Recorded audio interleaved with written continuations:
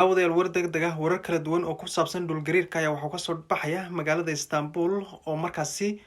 warbaahinta caalamka iyo sidoo kale kuwa guduhuba ay qorayaan in laga cabsi qabo inuu dhulgariir ka dhaco magaalada Istanbul inkastoo digniinaduna ay isi soo tarayaan saacadba saacada ka dambeysa.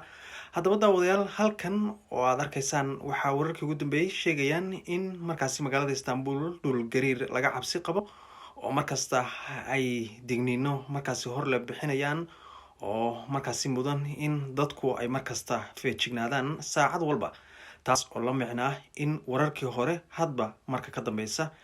laga cabsi qabo in dhulgariirku uu markaasi magaalada Istanbul ka dhaco. balse daawadayaal ilaahay baa og wixii markaasi dhacaya ee wixii wararaya sidoo kale akhbaaraha halkan ayaan dib u soo gelin doonaa maalinimada berri toola annagoo markaasi raaci doono wararka warbaahintu ay qorto kuwaas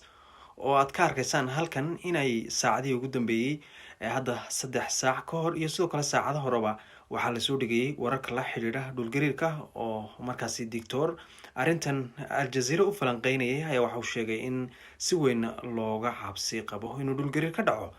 magaalada Istanbul oo dadyow kala duwan oo falanqeeya arrimaha dhulgariirkuna